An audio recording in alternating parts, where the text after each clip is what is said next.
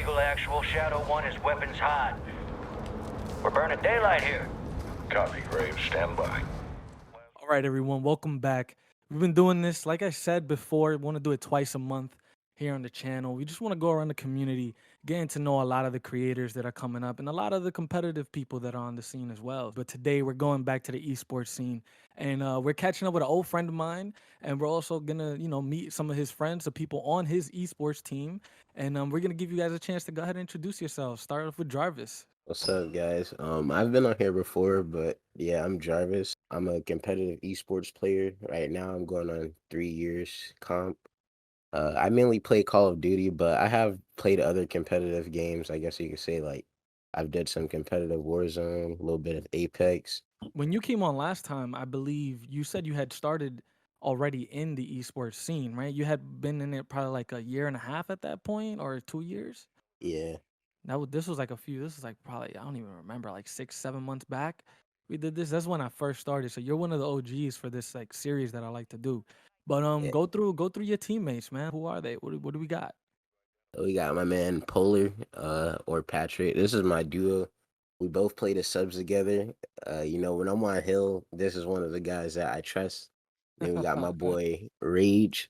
He's kind of new to the squad, but we have played together a few times, and I think he's pretty nice. All right, bro. So what is it that you guys think you each bring to the table when y'all joined your team? Or maybe if you guys wouldn't even go through, how did you guys form your team? How did you guys get to know each other and get that comfortable to say, let's jump in on this?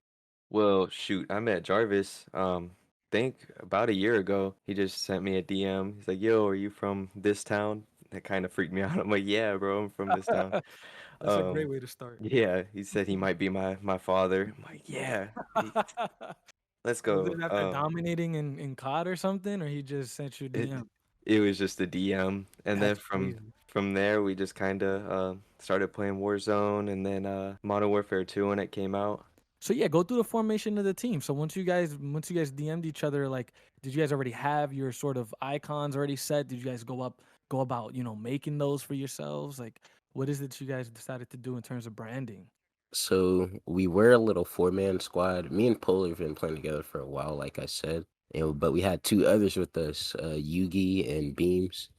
And I believe Beams was our flex, and Yugi was what was Yugi? He was like our sub, right? Because I was playing AR at Yeah, the time. he was a Mhm. Slayer. So by flex, you mean like he was someone who would come in and help you in situations that you would need him in a different role? Like he was flexible Uh, to move around? yeah, flex is pretty much a person that could play either role on the team. They could play AR or sub, so that's pretty good to have That's on any interesting. That's a situation. jack of all trades. That's useful, man. Keep So that going. was Beams for us. And we started playing together as a four-man.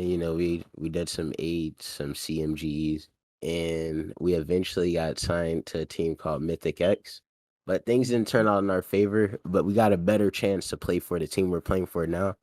Right now, we're playing for Polaria Esports, and some things kind of happened with our roster, and so that ended up in Beams leaving. But now we got Rage on the team, along Nice. with our man Uptika, who isn't here with us, unfortunately. But he's our AR, and Rage is our flex now. Oh yeah, Big Rage. What's up, Rage? What's up with it, bro?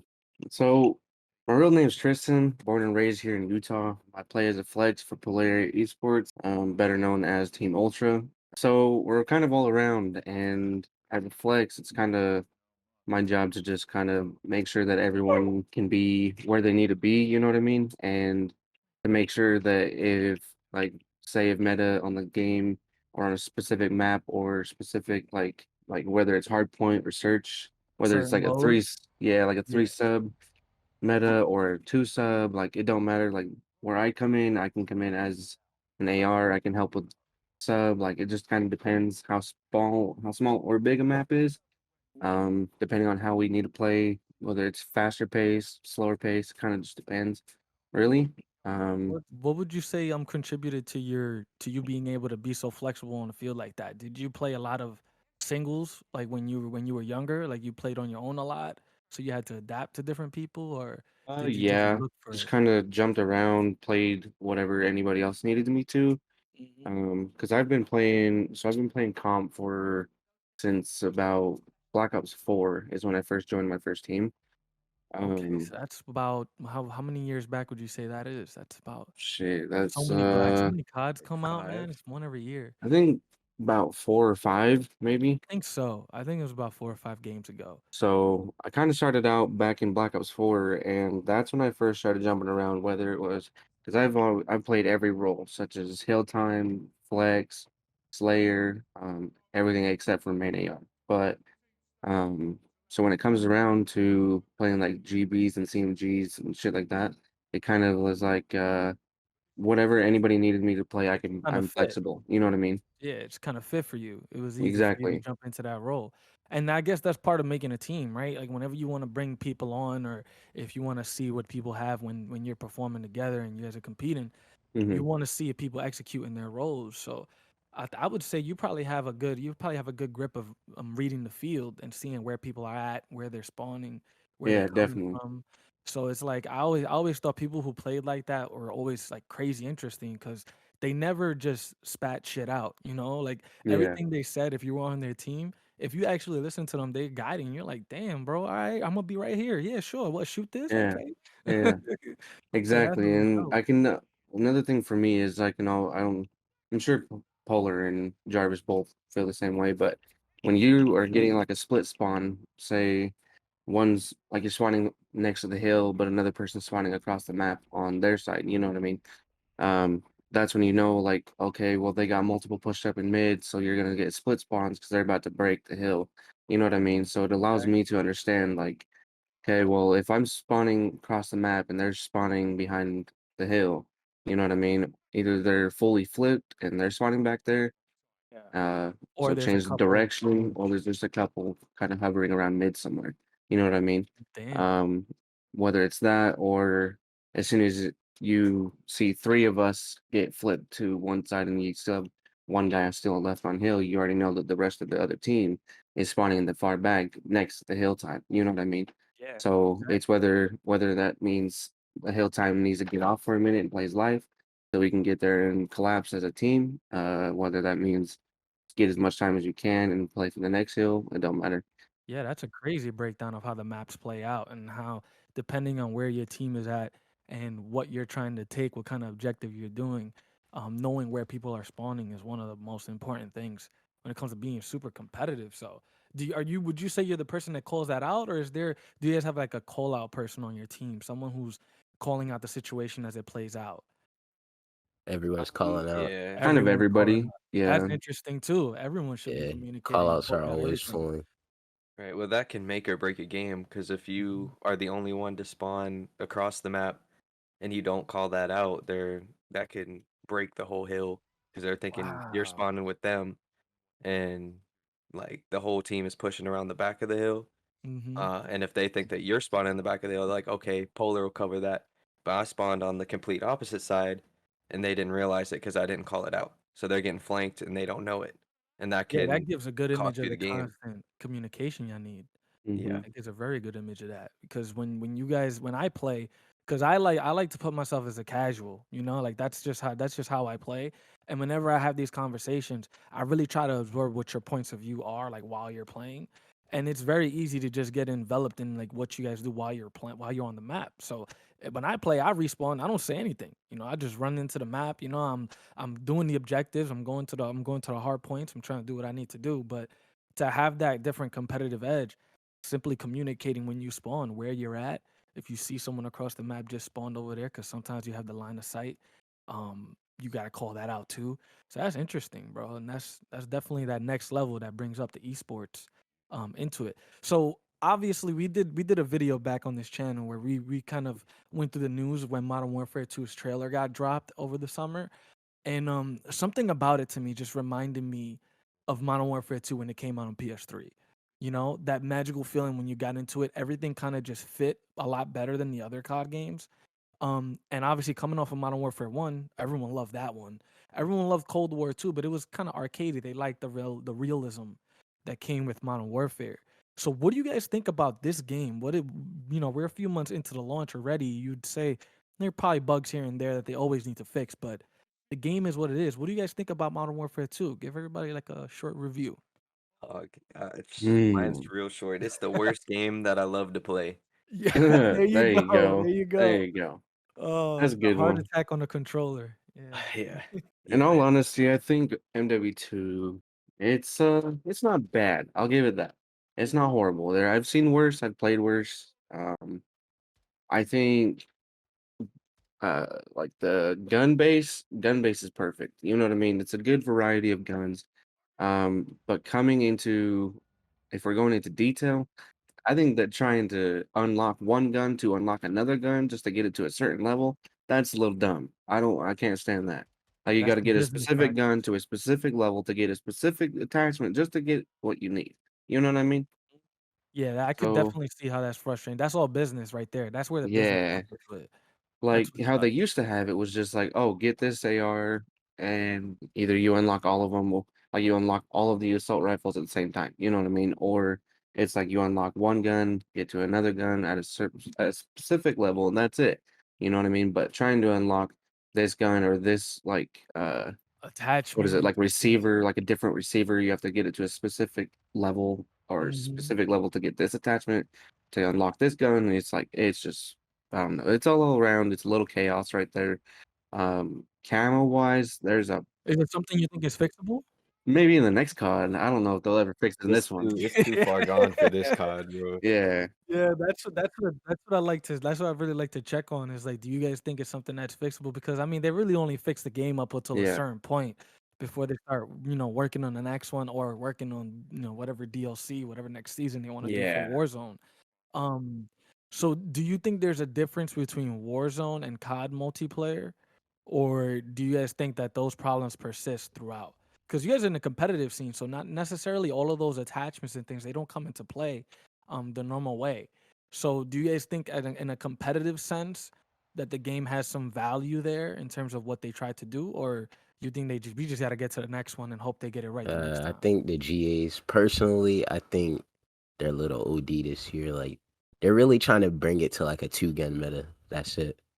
Which I can understand, but it's Really? kind of crazy. Just two Hmm. Yeah. guns? Well, that's the way it's been for the God For past damn. few example, games. yeah. For example, such as like in this COD, it's the TAC 57 or TAC 56, which is the Scar, you know what I mean? That and the Vasnev 9K, you know what I mean? Like those two are the most used Yep. guns in the comp scene, you know? So it's like, I feel like if you're only running down with only two gun meta, it's like, it doesn't give a variety of things to do in the game. You know what I mean? Like you're stuck using these two weapons the entire time. It's like, if you look at your stats, Yeah, yeah, kind of you look at your repeat. stats and it's just gonna be like you have like 9,000 kills with the Scar and only like 90 with a There's different no gun. attachments for your Yeah, other you know what I weapons. mean? So it's like you're stuck using the same thing every day in and out, and it's like there's just no. I mean, it's not bad So considering it so what is would you guys comp, wanna but yeah, what would you guys wanna change about it? Like, what would you guys think that maybe if they changed and added in that would really benefit the scene? I like the two-gun meta, to be honest. At the beginning of this game, the M4 was kind of the do-it-all gun. mm, So once that was GA'd, then you really like broke down your sub players and your AR players. Like there's a clear difference. You don't see four M4s. And that kind of That is true. evens the playing field. Like you don't see one team running this gun, this gun, this gun, and this gun, right? It's just all the same guns, so you know like who the better team actually is. that You know, that there's no too. real edge. Yeah, so like running it down to just a two gun meta, it kind of puts in perspective like this team is going to use the exact same guns as you, so it's your game knowledge and your game sense that's going to really bring it all together for a win. You know what I mean? You have to play smart, you have to play conservative, you have to play as a team, you know, you have to actually build that chemistry as a team in order for you to win. But if you're throwing your life at the same gun, it's like they're going to still kill you off of like say they're going to kill you off of a head glitch with this gun and that's just because you were playing stupid, you know what I Right. mean? Like, you weren't paying attention. Yeah. So it's oh, So it kind of solidifies the disadvantages and advantages of all the guns when you're stuck using the same exactly. weapons over and over. You can't really Yeah, adapt. Okay. But then at the same time, as Polar is saying, it really weeds out the exactly. talent, right? Like it really shows you who knows how to Yes. play together and get things done on the field. Because it's one thing to play together, but to actually get shit done, like to be in the match with a group of people where you guys are doing. We go here. All right, we succeed. We take this hard point. All right, here we on demolition. We got all the bombs. Like when you got someone who you know you're gonna get shit done with, that's where it's different. So maybe over time as the community builds out and there's so many more people maybe on the esports scene, and maybe the level gap isn't as big in terms of people really learning how to play with this two gun meta.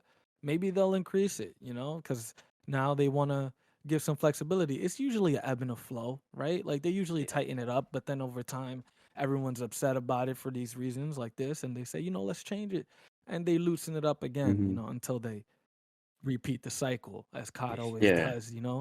So what's the plans? What's the goals going forward? Now that you guys are formed and ready to go, what are you guys looking to I do? think the Practice. ultimate goal, yeah, besides practicing and growing as a team, the ultimate goal would be to play challengers, which is kind of like Mhm. the level below like real pro COD. Um, Got you. Yeah, explain this whole picture because everyone watching, even people who don't necessarily play, it'd be cool for them to see what the structure is like, to get into the esports scene. So you're saying you guys want to start in challengers, and that's a right, level below the actual competitive esports right. scene, So or the pro explain more. like COD scene is called the CDL. They're all franchised out, so it's like real official now, right? Like contracts and all that. But challengers, Oh wow. there are a few teams who do contracts, but anybody can join challengers. And that's where a lot of pro teams will pick their talent from, right? Hmm. Obviously, you have your legends like Scump and Arcides, who they're going to be on a team regardless. But you have a team like formerly known as Paris Legion, they're Vegas Legion now.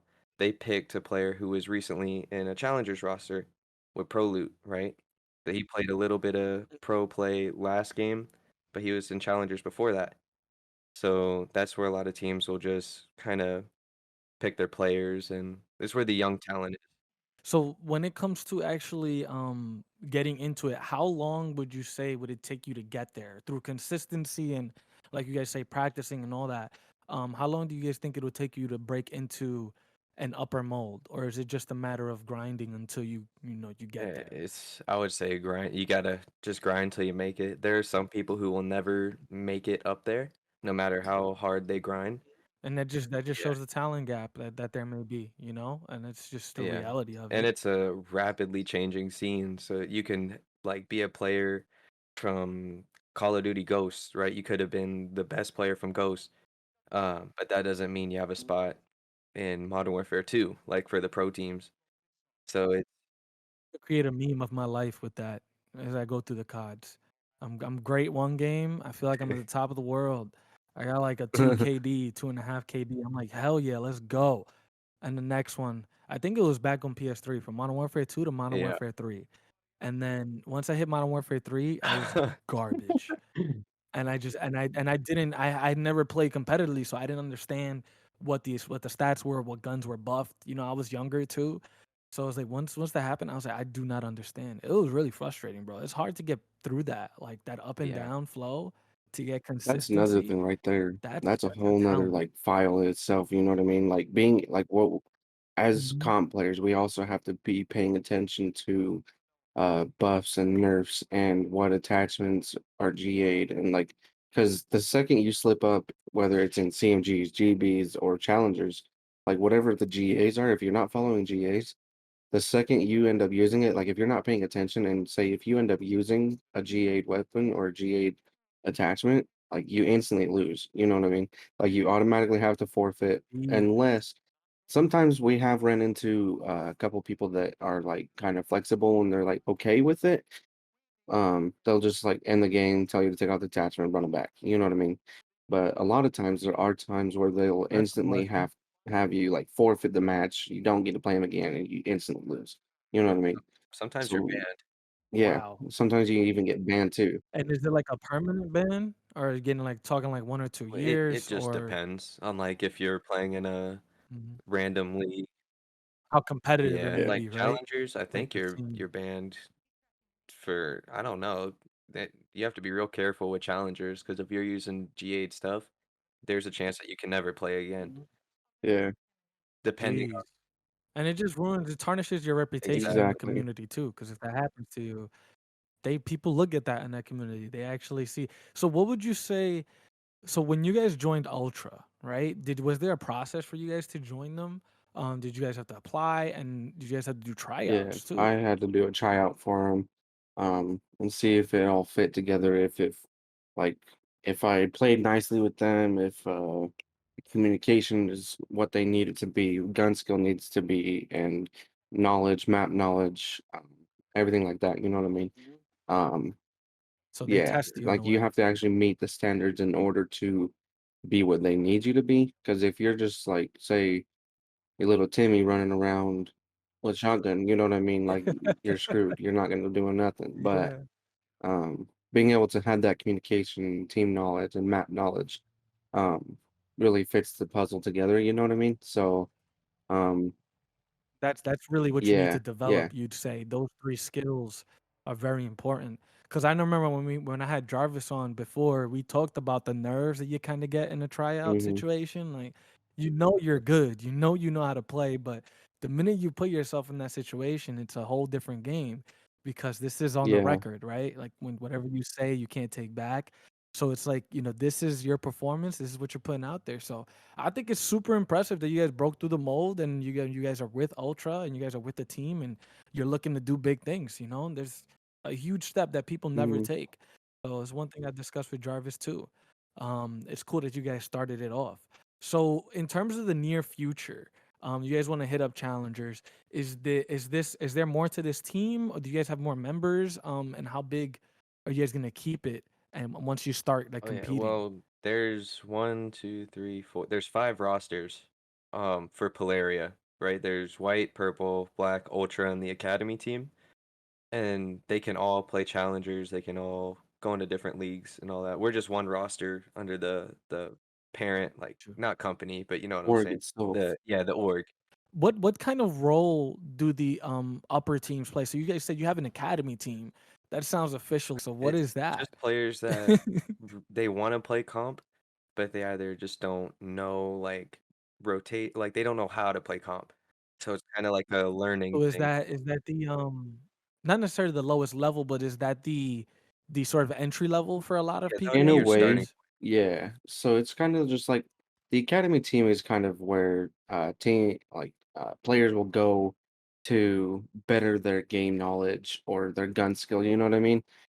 Finding what they need, such as sensitivity wise or their aim sensitivity, and really dim it down to what they need to work on, what they need to do better in order to become a comp player, you know what I mean?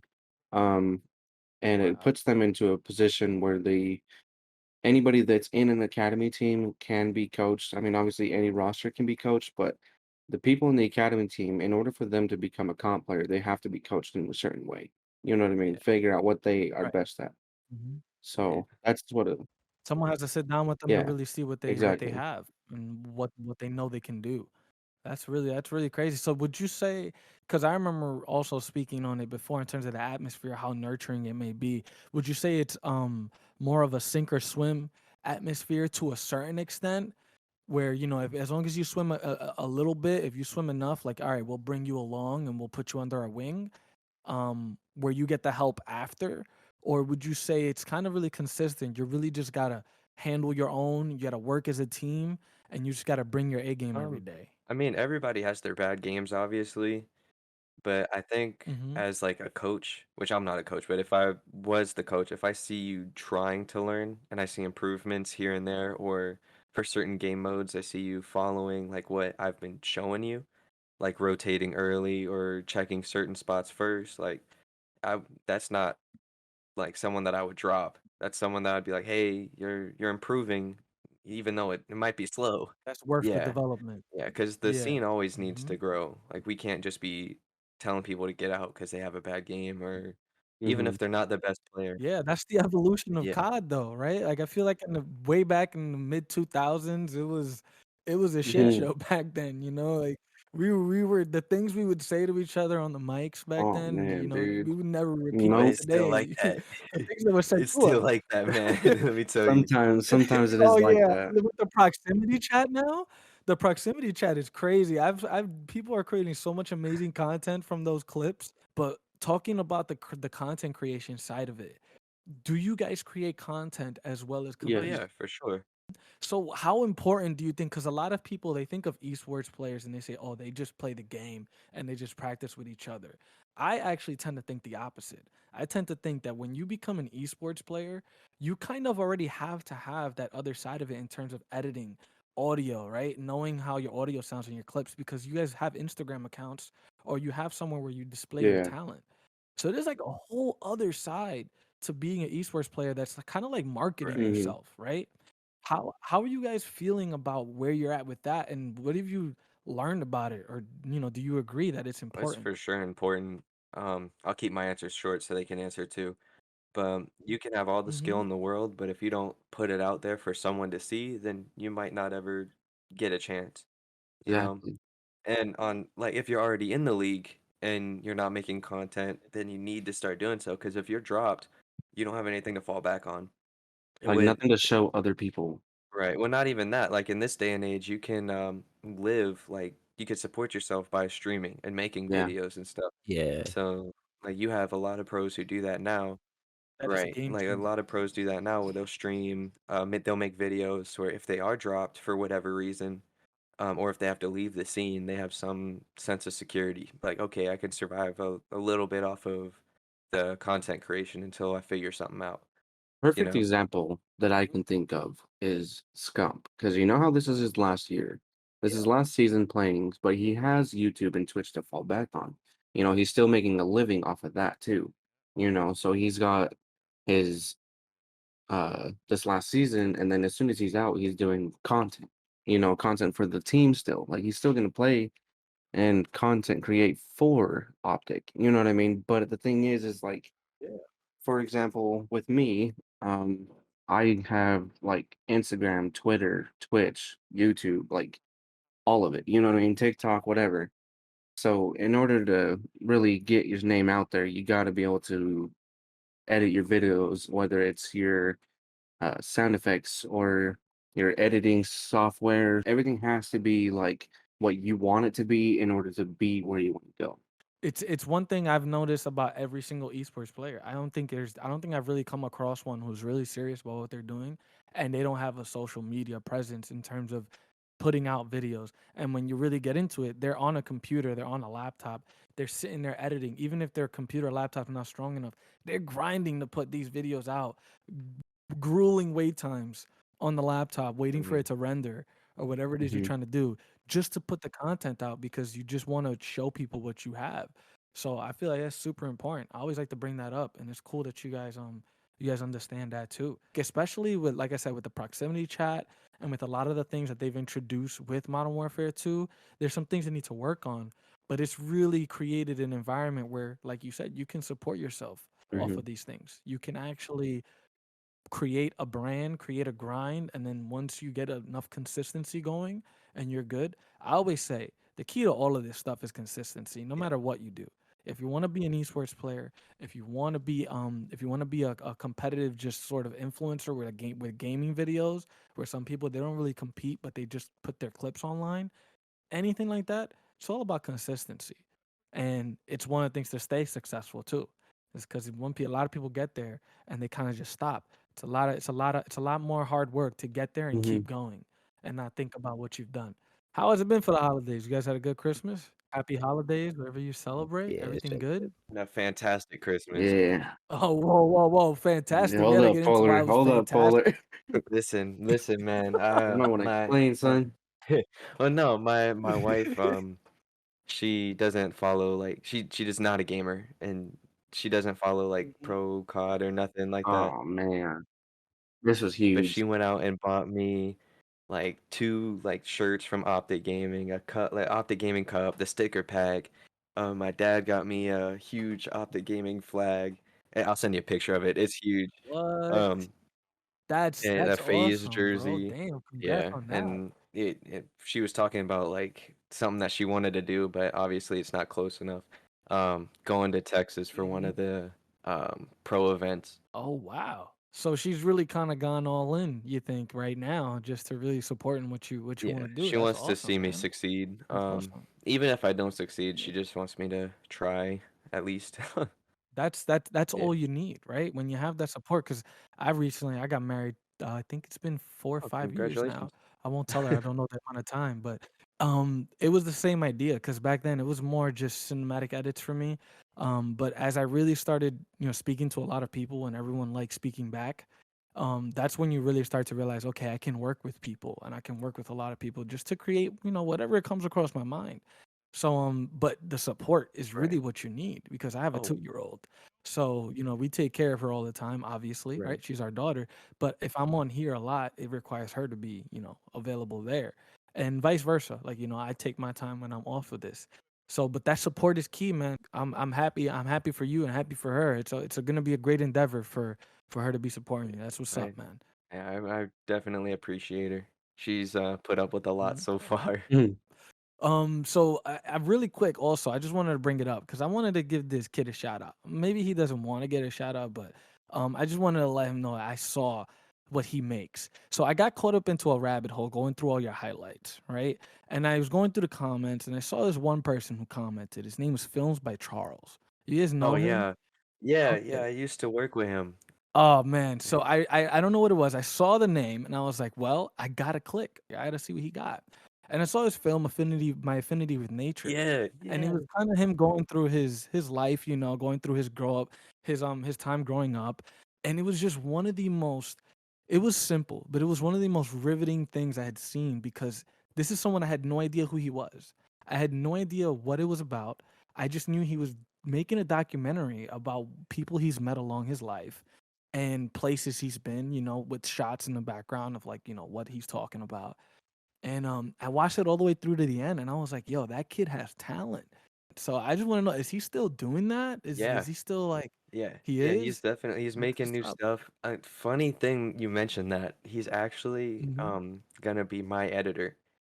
So, That's that's awesome. yeah, That's networking. yeah, which Look at I that. haven't put this out like to very many people, but I'm eventually Mhm. starting a podcast myself. Um, That's what's up. and it's just a concept right now, so he's gonna help me with that.